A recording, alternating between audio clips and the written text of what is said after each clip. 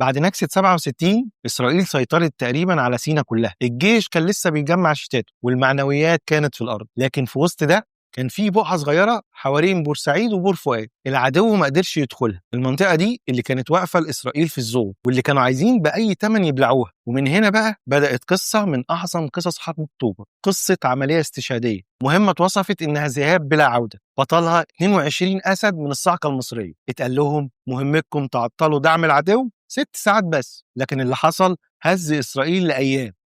تعالوا نبدأ الحدوتة من أول. تخيل معايا المشهد سنة 67 بعد الهزيمة الكبيرة، شبه جزيرة سيناء بقت كلها في إيد العدو. كان في مكان صغير بس ماسك نفسه حوالين بورسعيد وبور فؤاد. الجزئية دي تحديدا كانت آخر نقطة قدم لينا في سيناء. الإسرائيليين قالوا لنفسهم إحنا خدنا سيناء كلها، الباقي ده لقمة في زورنا، نكمل ونمسح الباقي كمان. وفي 1 يوليو 67 بعد النكسة بأسبوعين بدأوا هجوم سري على الأرض المتبقية بحشد مدرع ومشاة ومهندسين ومعاهم دعم جوي مكثف. الاشتباك اللي حصل وقتها كان عند الكيلو 14 من القناة. معركة شرسة استمرت 7 ساعات، وبعدها القيادة المصرية قررت تدعيم المنطقة دي كويس. مكان بورسعيد وبور فؤاد اتقسم لحدود 4. القطاع الأول كان في بور فؤاد، وكان فيه اللواء 135 مشاة بقيادة العميد أحمد صلاح الدين عبد الحليم. والقطاع الثاني بورسعيد، وكان فيه اللواء 30 مشاة بقيادة العقيد مصطفى جودة العباسي. والقطاع الثالث كان طريق بورسعيد دمياط، وكان فيه كتيبة حرس سواحل 14. والقطاع الرابع كان المنزلة، وكان فيه الكتيبة 15 حرس سواحل. وده كله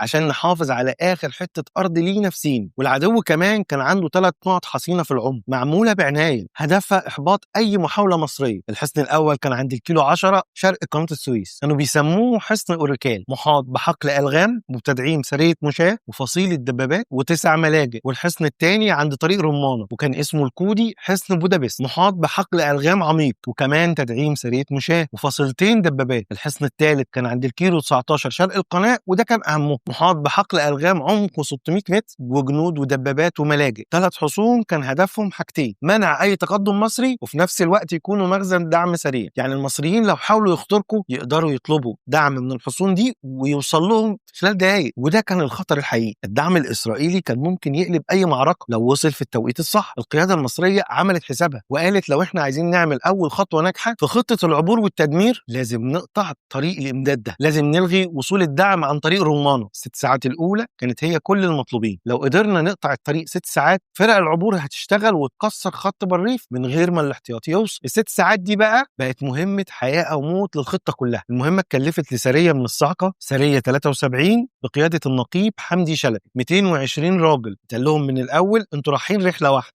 ذهاب بلا عودة. أول ما فتحوا الظرف كان مكتوب بخط واضح: المهمة تعطيل العدو لمدة 6 ساعات، مقدر لنا الموت، حافظ على حياتك لحد ما تتم المهمة. السطرين دول كانوا كفيلين انك تحس معنى المهمة من اولها. التحرك ابتدى مساء 5 اكتوبر 73. هبطوا في مطار الفرمة وقعدوا طول الليل مستنيين ساعة الصفر. يوم 6 اكتوبر الساعة 2 الظهر بدأت التكبيرات والعبور، والطيران بدأ يقصف، والسرية كانت جاهزة للإنزال على طريق رمانة. لكن قبل ما يحصل الإنزال حصلت الكارثة. سرب مقاتلات فانتوم إسرائيلي رصد طيارات الهليكوبتر، وبدأت مذبحة الهليكوبتر. طيارات الفانتوم قصفت المروحيات، وكتير وقع على الأرض، ناس ماتوا وناس اتصابوا. ربنا ستر واللي نجي قدر يستخبى. لكن الدرس المهم اللي اتعلموه في الوقت ده إن الإنزال خلف خطوط العدو خطر جدا. حمدي شلبي عرف إن العدو هيبلغ على طول، فغير الخطة. بدل ما ينزلوا في المكان المتفق عليه قرر انه يمشي على رجليهم طول الليل. كفايه ان هم يوصلوا من غير ما حد يتوقعهم. تخيل 220 راجل ماشيين في رمل الصحراء طول الليل مع لبس تمويهي يكون زي الرمل، واحد يمشي والتاني يمشي وراه، بيعدوا ما بين الالغام واحده واحده. اللي يخطئ ممكن يروح في لحظه. الاكل كان بسيط جدا، شويه ميه شويه بسكوت وبدون سغاير كتير. التضحيه كانت واضحه من اول خطوه. وصلوا لطريق رمانه قبل الفجر، وقبل الشروق اتقسمت السريه ل3 مجموعات على اليمين والشمال والوسط، وكل مجموعه واخده ركن. في 6 الصبح يوم 7 أكتوبر ظهر قدامهم عربيتين جيب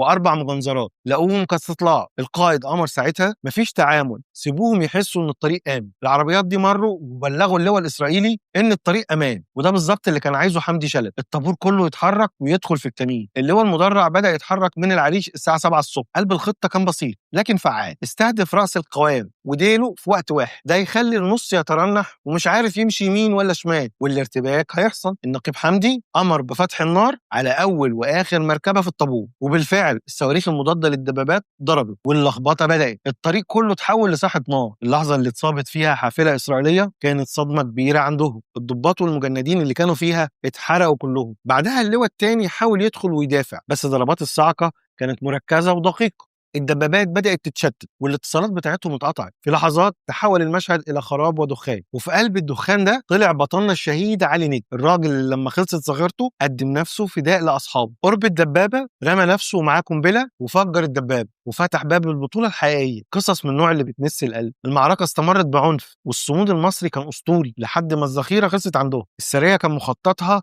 إنها تعطل 6 ساعات، لكن فعلا عطلت قوات العدو لأكتر من 36 ساعة. يعني احنا طولنا الألم والضغط لحد ما قيادة العدو اتلخبطت تماما. النتائج كانت كبيرة، من 220 اللي نزلوا في المهمة ما رجعش غير 25، يعني حوالي 195 شهيد. الأعداد دي كانت صادمة وموجعة، لكن على الناحية التانية كان في خسائر إسرائيلية معتبرة: تدمير 12 دبابة، 23 مدرعة، 17 مجنزرة. لكن أهم حاجة كانت تعطيل طريق الدعم وتأخير وصول الاحتياطي الإسرائيلي، وده عطل خط القتال كله. الكاتب اليهودي يوري العازر وصف اللي حصل هناك بأسوأ 48 ساعة لإسرائيل. تقدير يعرفك قد إيه الألم كان شديد عندهم. اللي حصل في كمين رمانة مش مجرد عملية تكتيكية، ده درس في معنى الإرادة والمعنويات. مجموعة قليلة مؤمنة بقضيتها مستعدة للموت تقدر تخلي جيش مدعوم جويا ينهار نفسيا وميدانيا. لما الإرادة تبقى موجودة وكل واحد مستعد يضحي لآخر نفس، ممكن تتقلب موازين كتير. بعد المعركة دي اتكتب في التاريخ إن تعطيل الطريق خلى العدو يتأخر لدعم شمال القناة، وفتح للجيش المصري